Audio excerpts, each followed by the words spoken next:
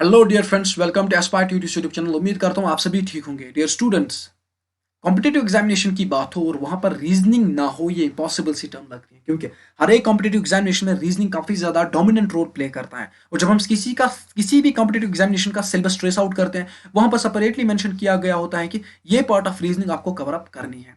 अब रीजनिंग हमारे लिए काफी ज्यादा इंपॉर्टेंट बनता है हर एक कॉम्पिटेटिव एग्जामिनेशन को क्रैक करने में। जब आपके पास रीजनिंग के शार्प स्किल्स हैं, तब आप किसी भी कॉम्पिटेटिव एग्जामिनेशन को क्रैक कर सकते हो, चाहे आप छोटे से छोटे कॉम्पिटेटिव एग्जामिनेशन की प्रिपरेशन कर रहे हो या बड़े से बड़े कॉम्पिटेटिव एग्जामिनेशन की प्रिपरेशन कर रहे हो। आपके पास रीजनिंग के शार्प स्किल्स होना बहुत ही जरूरी है। इसीलिए हमारे यूट्यूब चैनल ने ये इनिशिएटिव लिया है कि आपको हम रीजनिंग पढ़ाएं from zero to master level. Clear? क्योंकि हर एक कॉन्सेप्ट के बाद आपको अराउंड 20 से लेके 40 एग्जाम्पल्स हम कवर अप करने की बहुत ज्यादा कोशिश करेंगे। बहुत सारी बुक से ये सोर्सेज जो है वो कवर अप होगा, बहुत सारे वेबसाइट से ये कवर अप होगा, ताकि आपको कोई भी प्रॉब्लम फेस ना करनी पड़ी। जब भी आप किसी क्वेश्चन को देखोगे, आपके पास ये पावर होना चाहिए कि वो रीजनिंग का क्वेश्चन आप टैकल डाउन कर सकते हो इजीली। ये हमारा इनिशिएटिव है। जीरो से मास्टर लेके हमारा क्या सोच है इसमें, क्योंकि हम ये चाहते हैं, हम ये एज्यूम करते हैं कि आपने कभी रीजनिंग पढ़ी ही नहीं है, आपने कभी रीजनिंग देखी ही नहीं। आपके आपके आपके लिए एक नई टर्म है। इस नई टर्म को हम इस तरीके से टैकल डाउन करेंगे। जब भी हम किसी कॉन्सेप्ट को पढ़ेंगे, से फॉर एग्जांपल अगर हम यहाँ पर से फॉर एग्जांपल प्रॉफिट लॉस का कॉन्सेप्ट पढ़ेंगे, प्रॉफिट लॉस के बाद हम अराउंड 20 से लेके 40 एग्जाम्पल करेंगे, ताकि कोई भी क्वेश्चन इसमें बने तो आपके लिए कोई भी दिक्कत नहीं होगी उस क्वेश्चन को करने में। ये हमारा सिंपल सा इनिशिएटिव है। इसके लिए आपको कोई इन्वेस्टमेंट करने की जरूरत नहीं है। सिंपल सा क्या करना है, आपको सब्सक्राइब बटन दबाना है और साथ ही साथ बेल आइकन प्रेस करना है, नोटिफिकेशन एट ऑल पे करना है। जब भी रीजनिंग का वीडियो आए तो आप सबसे पहले देखें, और साथ ही साथ इस सीरीज को आपको दोस्तों के साथ शेयर करना है, क्योंकि यार उनको भी पता लगना चाहिए कि कुछ नेक्स्ट लेवल हो रहा है। And one more thing what you need to do, simply आपको कमेंट डाउन करना है जरूरी, ताकि हमें मोटिवेशन देते रहना है। और हमें मोटिवेशन आपका मैंडेटरी चाहिए ही चाहिए। और लाइक करना है इस वीडियो को, क्योंकि ये इधर उधर नहीं होना चाहिए। आपके लाइब्रेरी में ये बिल्कुल फिट होना चाहिए कि यार रीजनिंग की सीरीज है, बिल्कुल एक नेक्स्ट लेवल सीरीज होने वाली है यूट्यूब पे ये। तो आज हम देखेंगे कि रीजनिंग होती क्या है, क्यों ये इतनी ज्यादा इंपॉर्टेंट बनती है कॉम्पिटेटिव एग्जामिनेशन की, और हमें क्या इससे फायदा मिलेगा। अगर हम पढ़ रहे हैं तो फायदा क्या मिलेगा, ये इंपॉर्टेंट है। जब भी हम किसी चीज को पढ़ रहे हैं यार, हमें क्या फायदा मिल रहा है, ये काफी ज्यादा इंपॉर्टेंट है। Then we will talk about the syllabus. Syllabus काफी ज्यादा इंपॉर्टेंट है। किसी भी चीज को समझने के लिए सिलेबस के बारे में ज्ञान होना बहुत ही जरूरी है। जब हम रीजनिंग के बारे में पढ़ते हैं, हमें सिलेबस ही नहीं मालूम होता है, तो हमें ये चीज नहीं पता होता है कि यार कहाँ से स्टार्ट किया मैंने और कहाँ पर गए। सिलेबस क्या है, सिलेबस जिसको हम करिकुलम भी कहते हैं, ये काफी ज्यादा इंपॉर्टेंट है किसी भी सब्जेक्ट को ब्रेक डाउन करने में। आई होप ये चीज आपको समझ में आई होगी। अब रीजनिंग से जुड़े हुए थोड़े बहुत जो है वो कीवर्ड्स मैं आप तक पहुंचाने की कोशिश करूंगा।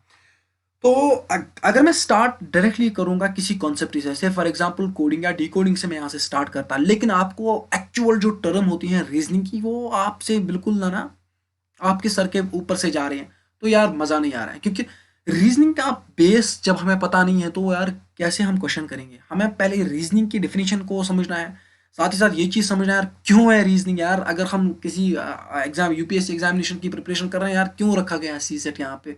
क्लियर? अगर हम पीएससी के एग्जामिनेशन की प्रिपरेशन कर रहे हैं, यार क्यों कर रखा है यार ये रीजनिंग। अगर हम यूजीसी नेट की प्रिपरेशन कर रहे हैं, अगर हम यूजीसी नेट की जो है वो काफी समय से प्रिपरेशन कर रहे हैं, तो पेपर वन क्यों है, क्यों ये चीजें हमें, क्यों ये दुख दिया जाता है रीजनिंग का। But to be honest, reasoning is very easy, but one thing you need to clear out, that is your presence of mind. I hope आपको थोड़ा बहुत इंट्रोडक्शन समझ में आया होगा। Let's get started without wasting any more time.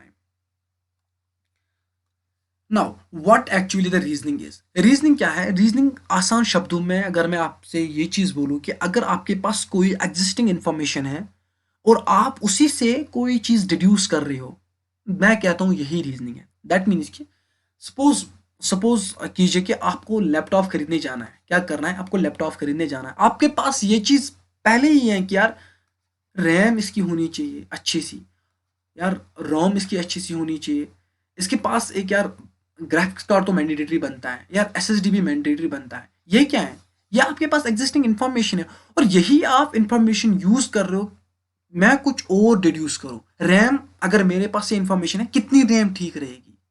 अगर मेरे पास SSD का इंफॉर्मेशन है, कितनी एसएसडी ठीक रहेगी। अगर मेरे पास ग्राफिक्स कार्ड की इंफॉर्मेशन है, कितना ग्राफिक्स कार्ड मेरे सिस्टम के लिए ठीक रहेगा। ये होती है रीजनिंग। जब भी आप क्वेश्चन देखते हो, क्वेश्चन में बहुत सारी चीजें होती हैं आपके पास। क्वेश्चन में दिया गया है कि सपोज कीजिए राम की एज इस तरीके से है, क्लियर। राम की बेटी की एज इस तरीके से है, तो सपोज कीजिए कि 3 साल के बाद इनकी एज क्या होगी। ये वहीं पे दिया गया है, ये आपकी एक एग्जिस्टिंग इंफॉर्मेशन है। इस एग्जिस्टिंग इंफॉर्मेशन को लेके आपको चीजों को कवर अप करना है। सही बात है ना। या आपके पास ये चीज दिया गया होगा कि सपोज कीजिए कि आपका जो है वो मार्जिन प्राइस ये है, या उसको बोलते हैं मार्केट प्राइस ये है। आपको सब सेलिंग प्राइस ये है, एसपी ये है।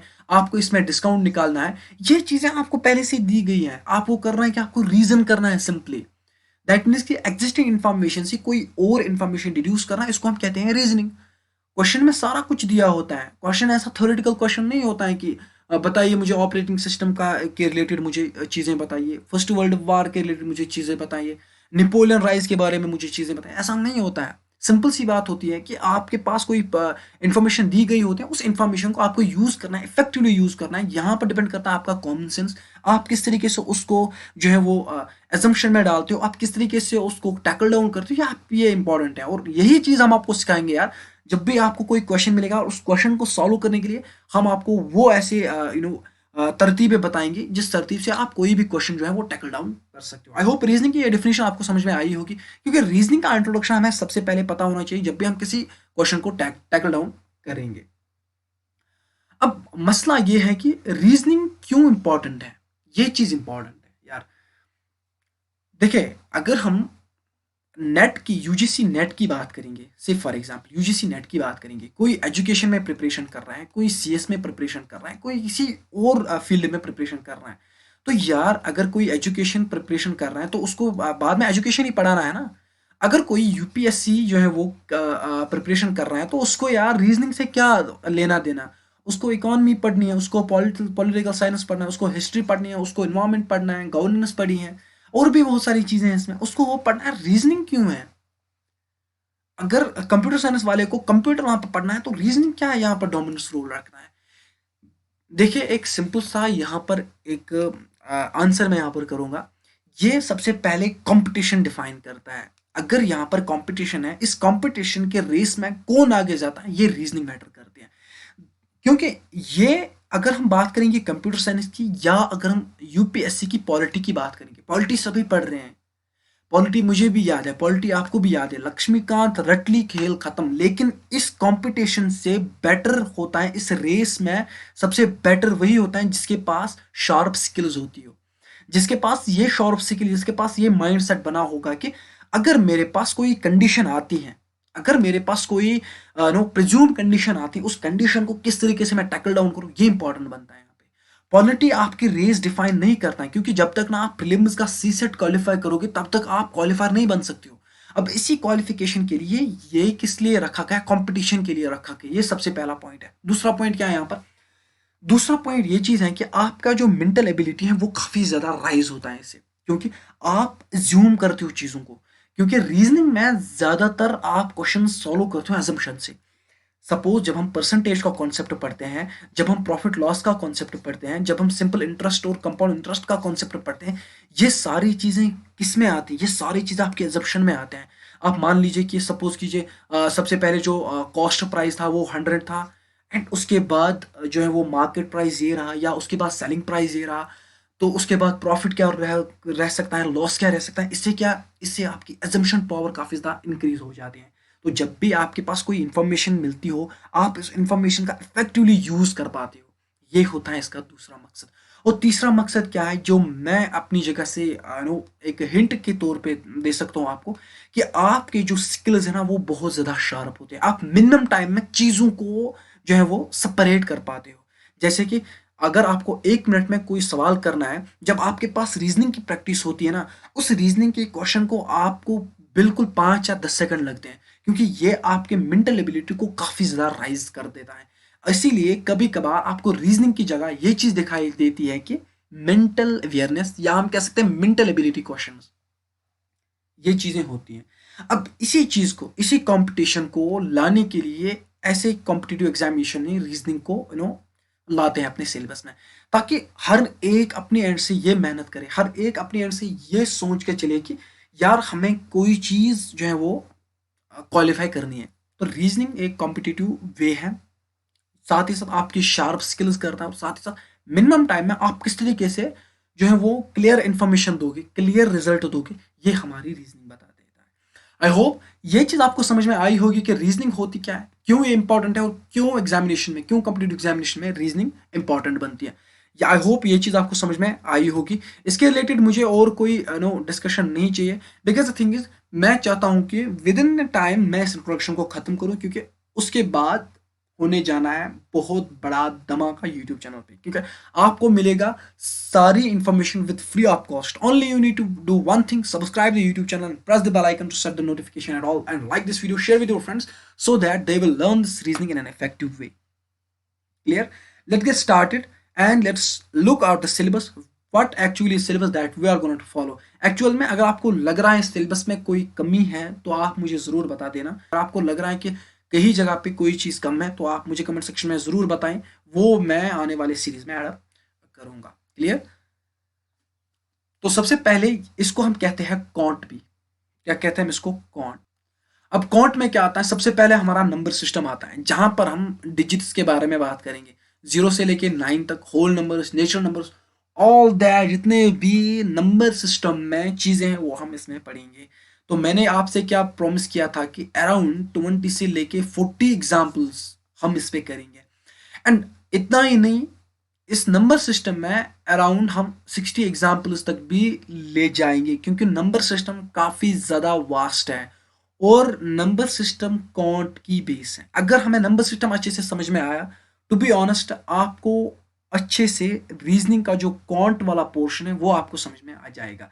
इसको हम कहते हैं मैथमेटिकल एबिलिटी भी हम इसको कहते हैं, क्योंकि मैथमेटिक्स ही इसमें सबसे बेस होती है। क्लियर? पहले हम पढ़ेंगे नंबर सिस्टम को, नंबर सिस्टम को जानेंगे अच्छे से कि नंबर सिस्टम होता है क्या, इसके क्या फैक्टर्स हैं, डिविजिबिलिटी क्या है इसकी, और साथ ही साथ फ्रैक्शन से किस तरीके से हम डील करते हैं, पी बाई क्यू किस तरीके से हम डील करते हैं, और भी बहुत सारे क्वेश्चन होते हैं जो हम नंबर सिस्टम में कवर अप करेंगे। उसके बाद हम एलसीएम एंड एचसीएफ पढ़ेंगे। वेरी वेरी इंपॉर्टेंट कॉन्सेप्ट यहाँ पे। जब हम प्रॉफिट लॉस के बारे में बात करते हैं, जब हम सिंपल इंटरेस्ट और कंपाउंड इंटरेस्ट के बारे में बात करते हैं, तब एलसीएम और एचसीएफ काफी ज्यादा डोमिनेंट रोल वहां पर प्ले करता है। इसलिए एलसीएम और एचसीएफ को भी हम अच्छे से पढ़ने की बहुत ज्यादा कोशिश करेंगे और आप तक बहुत अच्छे से हम मटेरियल पहुंचाएंगे और तगड़ा मटेरियल पहुंचाएंगे। देन उसके बाद हम डेसिमल फ्रैक्शन के बारे में बात करेंगे, उसके बाद सिंप्लीफिकेशन के बारे में बात करेंगे। Simplification is not much typical, simple सी बात है यार, एडिशन, सब्ट्रैक्शन, मल्टीप्लिकेशन, बडमॉस, ये सारी चीजें सिंप्लीफिकेशन में आती हैं। देन उसके बाद square root and cube root क्या होता है, उसके बाद एवरेज क्या होता है, जैसे कि हम क्या बोलते हैं, कह सकते हैं sum observation divide by number of observation, इसको हम कहते हैं average. Problem with age, as I told you in early, कि एज होती है, जैसे कि राम की एज ये होती है मान लीजिए, उसके बाद उसकी बेटी ये 3 साल एंड एक्स्ट्रा, ये हम पढ़ेंगे वहाँ पे। उसके बाद हम पढ़ेंगे स्वाट्स एंड इंडिसेस, ये काफ़ी ज़्यादा इंपॉर्टेंट है। उसके बाद हम पढ़ेंगे परसेंटेज। परसेंटेज में 100% आपको 2 या 3 क्वेश्चन हर एक कॉम्पिटिटिव एग्जामिनेशन में मिलेंगे। उसके बाद हम पढ़ेंगे problems with numbers. Problems with numbers भी काफ़ी ज़्यादा इंपॉर्टेंट है, अराउंड 2 या 3 क्वेश्चन तो इसमें कॉम्पिटिटिव एग्जामिनेशन में बनते ही बनते हैं। ये होता है हमारा कॉन्ट, या हम कह सकते हैं इसको बेसिक मैथमेटिक्स। ये हमारा बनता है यूनिट 1, इसी से हम स्टार्ट करने वाले हैं। उसके बाद रहता है हमारा क्वांटिटेटिव एबिलिटी। उसमें क्या होगा, लॉगरिथम होगा, पीएनसी होगा, that is permutation and combination, यानी कि आपने ये चीज़ तो पढ़ी होगी, एनसीआर, सीएनसी, ये चीज़ तो पढ़ी होगी, परम्यूटेशन कॉम्बिनेशन में आती है। प्रोबेबिलिटी आती है, जैसे कि आपने फेमस एग्जांपल सुनी होगी कि यार flipping the coin, rolling the dice. Profit loss जिसकी बारे में बात कर रहा था, प्रॉफिट लॉस में आपको 110% हर एक एग्जामिनेशन में एक डोमिनेंस दिखेगी। अराउंड 4 क्वेश्चन इसमें बनते हैं। उसके बाद आता है हमारा सिंपल एंड कंपाउंड इंटरेस्ट। अगर आप बैंकिंग एग्जामिनेशन में जाते हो और सिंपल एंड कंपाउंड इंटरेस्ट को स्किप करते हो तो आप अराउंड 5 नंबर्स गवा गए। Time speed and distance, once again the most important concept हर एक एग्जामिनेशन के लिए। टाइम स्पीड एंड डिस्टेंस काफी ज्यादा इंपॉर्टेंट है। जैसे आपने ये चीज तो सुनी होगी, speed is equal to distance upon time, ये चीज तो सुनी हुई, इसी में आता है। टाइम एंड वर्क, सपोज कीजिए कि इसमें इस तरीके से क्वेश्चन बनता है कि सपोज कीजिए अगर 10 आदमी इस काम को इतने दिन में करता है और अगर दो और आदमी इसमें ऐड होंगे तो कितने दिन में सेम काम हो जाएगा। इस तरीके से क्वेश्चन बनते हैं। रेशो एंड प्रोपोर्शन बनता है, जैसे कि 4:3 ये एक रेशो होता है, सिंपली P/Q फॉर्म में होते हैं, और P को यहाँ से लिखो, और देन उसके बाद आता है हमारा एरिया। उसके बाद आते हैं मिक्सचर्स एंड एलिगेशंस, ये भी काफ़ी ज़्यादा इंपॉर्टेंट बनता है। और इस मिक्सचर एंड एलिगेशन में मुझे अराउंड 1 से 2 क्वेश्चन कॉम्पिटेटिव एग्जामिनेशन में दिखे, तो इसको भी हम डिस्कस आउट करते हैं। ये हमारा बनता है यूनिट 2। यूनिट 2 में अगर हम थोड़ा बहुत एनालिसिस की बात करेंगे, तो एनालिसिस के बाद आपको ये चीज़ पता चलेगा कि 2-3 टॉपिक यहाँ पर डोमिनेंस काफ़ी ज़्यादा क्रिएट करते हैं। एक तो होता है हमारा profit loss, simple and compound interest, time and speed and time and work, ratio and proportion. ये 5 काफ़ी ज़्यादा इंपॉर्टेंट बनते हैं कि इसमें क्वांटिटेटिव एबिलिटी में। ये चीज़ आपने नोट्स की होगी कि प्रॉफिट लॉस में तो क्वेश्चन बनते हैं, टाइम एंड स्पीड में क्वेश्चन बनते हैं, टाइम एंड वर्क में भी क्वेश्चन बनते हैं। तो मोस्ट प्रॉब्ली अगर हम इनको वेटेज के हिसाब से देखेंगे, यहाँ पर profit and loss, time, speed and distance, time and work, ये काफ़ी ज़्यादा इंपॉर्टेंट बनते हैं। इसमें हर एक कॉन्सेप्ट को हम बहुत ही डिटेल में जानेंगे, बहुत ही डेप्थ में जानेंगे, ताकि आपको कोई कंफ्यूजन ना हो। उसके बाद हम यूनिट 3 में क्या पढ़ेंगे, डेटा इंटरप्रिटेशन। डेटा इंटरप्रिटेशन में क्या होता है, आपके पास कोई बार चार्ट दिया होता है, इस तरीके से बताइए इसकी पॉपुलेशन इस साल में ये रही है, तो नेट पॉपुलेशन के मतलब से फॉर एग्जांपल नेट पॉपुलेशन से फॉर एग्जांपल एक्स की क्या रही है, नेट पॉपुलेशन वाई की क्या रही है इस साल, देन एवरेज क्या रहा है इसका। इस तरीके से क्वेश्चन हमें बनते हैं। पहले टेबल के फॉर्म में डेटा दिया गया होता है, कॉलम ग्राफ के बारे में दिया गया होता है, बार ग्राफ के बारे में, लाइन, पाई, वेन डायग्राम, ये सारे डेटा इंटरप्रिटेशन के पार्ट्स हैं, न कि कोई सेपरेट कॉन्सेप्ट है। जब हम डेटा इंटरप्रिटेशन की बात करते हैं, तो ये हम इस तरीके से रिप्रेजेंट करते हैं, इसी को इंटरप्रेट करके हम आंसर निकालते हैं, इसको हम कहते हैं डेटा इंटरप्रिटेशन। क्लियर? ये होता है हमारा यूनिट 3। उसके बाद बनता है हमारा unit 4। This is base of our reasoning, very very important. Clear? तो ये हमारा बनता है यूनिट 4। अब यहाँ पर एक टर्म अजीब सी दिख रही होगी, deductive reasoning. Deductive reasoning is nothing, it is simple as I told you कि जब आपके पास कोई अवेलेबल इंफॉर्मेशन होती है, उस अवेलेबल इंफॉर्मेशन के बाद आप क्या करते हो, आप सिंपल सी बात है, आप उस अवेलेबल इंफॉर्मेशन का इस्तेमाल करते हो, आप आंसर वहाँ से निकालते हो। सिंपल सी बात यही होती है। इसमें हम क्या पढ़ेंगे, एनालॉगी हम पढ़ेंगे सबसे पहले, उसके बाद हम ब्लड रिलेशन पढ़ेंगे। अब सपोज कीजिए एक्स आपका पिता है, देन उसका ये सन है, उसकी ये सिस्टर है, एक्स्ट्रा आपके उसकी सिस्टर, इस तरीके से क्वेश्चन इसमें बनते हैं। डायरेक्शन सीन आपको क्या करना है, सिंपली आपसे नॉर्थ आता है, यहाँ से साउथ आता है, ईस्ट आता है, वेस्ट आता है। अगर मैंने यहाँ से स्टार्ट किया, यहाँ से घूम के आया, तो मेरी डायरेक्शन क्या है, यह होता है डायरेक्शन।